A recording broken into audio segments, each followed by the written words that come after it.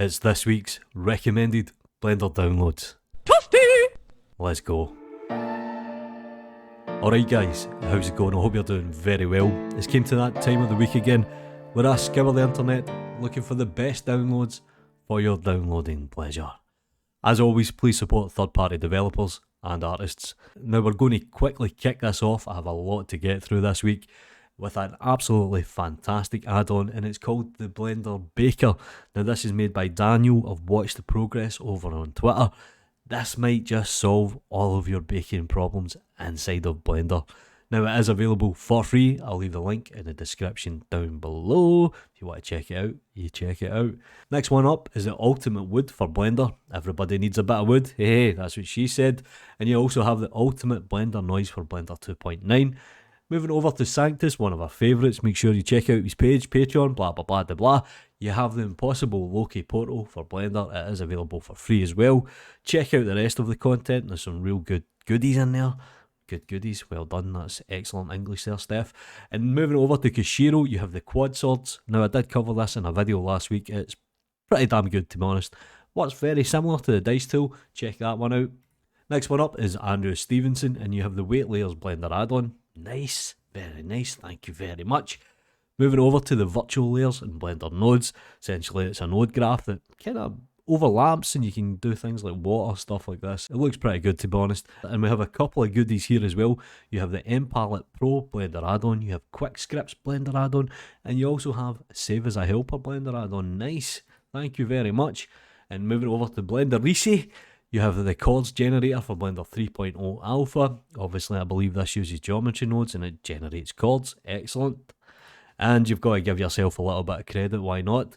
This is the Blender Project Quick Start. Essentially what it does is it creates a bunch of folders and it saves a Blender file. I made another one that extends the right click face context menu that adds things like flip normals.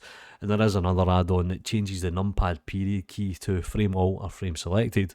Next one up is Bhagapad. Now I did cover this in a video as well. Link up in the top right.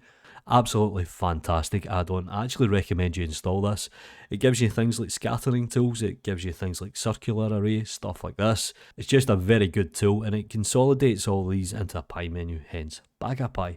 Moving over to the Captain, selection sets inside of Blender. I made a video about this as well. It essentially gives you selection sets. It's absolutely great to have this functionality. It's something I actually miss from Lightwave.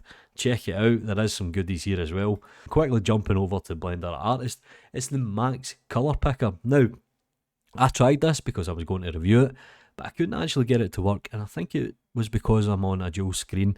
But essentially what it does is it lets you pick colours from a web page, your desktop, whatever. It works very similar to the Max Color Picker. So check it out, if it works for you, brilliant. Hopefully the developer can kind of tweak it for dual screens, but I'll try again in a couple of weeks.